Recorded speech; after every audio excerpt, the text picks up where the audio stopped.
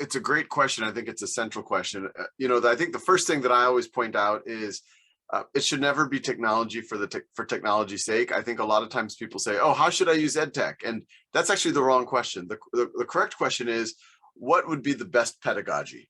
And think about the best pedagogy, and then think about what tools, and it might be just pencil and paper, or it might be Khan Academy, it might be other things that help you reach them. So in a traditional learning model, as you mentioned, there's some type of a lesson, maybe it goes on for several days or several weeks, then students take an assessment, and then they get a grade. And as you know, the students are very obsessed with getting a high grade, or at least getting a passing grade. And then sometimes they might cram a little bit of that material, and then the whole class will move on to the next concept.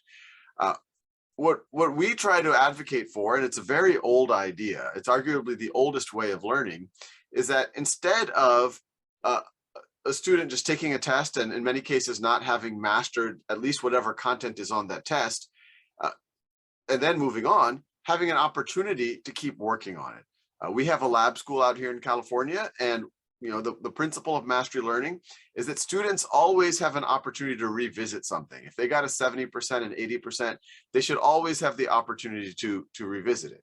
Now, this is where the tools come in, because as any teacher knows, if every student has as many chances as they need to retake assessments, you need more assessments. You need to grade those assessments. How are you going to do it? Teachers already have very limited time. And this is where the technology could be useful. As you all know very well, Khan Academy has very deep item banks, and it's able to give students as much practice and as much assessment as they need, so that they can keep trying to get to that level of mastery.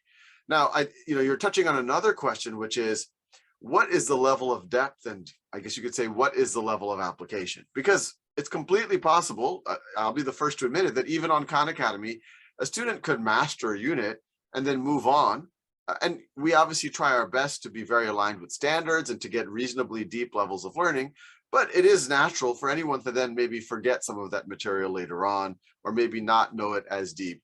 So that's where I think that there's two things. On the Khan Academy side, we do try to do what we call in the US spiraled review, where students will see the concepts over and over again, even once they have finished that unit, to make sure that it stays in their memory.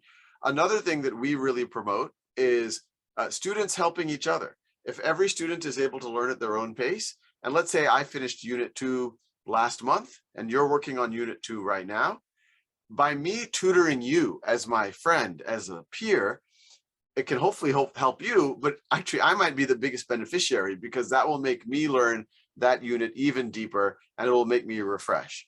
Now, on top of that, I think there should be space for some degree of application. I think teaching the content is an application of the content, but then if you can have discussions, if you can have projects, even better. I think the tension is with the applied side of things, it's hard to hit every standard. So what I find interesting is leverage Khan Academy, make sure you're able to hit every standard. It's able to make sure students master it. It's able to review it as they keep doing mastery challenges and unit tests and course challenges. Have the students teach each other so that they can review it and learn to communicate it. And then have them do some projects. The projects aren't going to be able to hit every standard, but they're going to allow students to go deeper in certain of them.